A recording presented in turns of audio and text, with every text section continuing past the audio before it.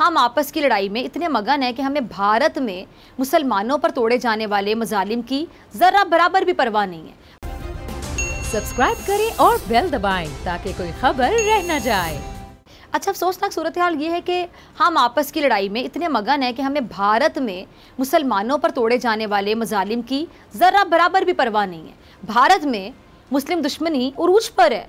मुसलमानों और दीगर मज़ाहिब की इबादत गाहों की बेहुरमती में मुसलसल इजाफा हो रहा है।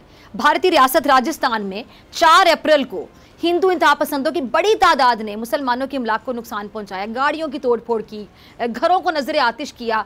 फिर इसी तरह राजस्थान में ही हिंदू इंतहा पसंदों ने मुसलमानों की इमलाक पर हमले करके तोड़फोड़ की, दर्जनों घरों को आग लगा दी। मीडिया रिपोर्ट्स के मुताबिक राजस्थान में हिंदू इंतहा पसंदों के मुसलमानों के घरों पर धावे के बायस लगाए गए कर्फ्यू में 7 अप्रैल तक तौसीह की गई है और ज़िले भर में इंटरनेट सर्विस भी बंद कर दी गई है। अच्छा, पाकिस्तान की जानिब से मुसलमानों के घरों में तोड़ फोड़ और जलाए जाने की कोई शदीद अल्फाज में मजम्मत भी की गई और दफ्तर खारजा की जानिब से भी जारी बयान में कहा गया कि जी बीजेपी और RSS के इंतहा पसंदों ने मुसलमानों के 40 से ज़ायद घरों में तोड़ फोड़ किए, लेकिन भारतीय रियासती मशीनरी अवाम की जानो माल के तहफ़्फ़ुज़ में नाकाम रही है। इसके अलावा मुस्लिम दुश्मनी की एक और वारदात की सामने आई कि भारतीय रियासत महाराष्ट्र में मोदी की जमात के अरबपति ताजिर रहनुमा ने अजान के वक्त भजन बजाने के लिए लाउड स्पीकर मुफ्त फराहम करने का ऐलान कर दिया।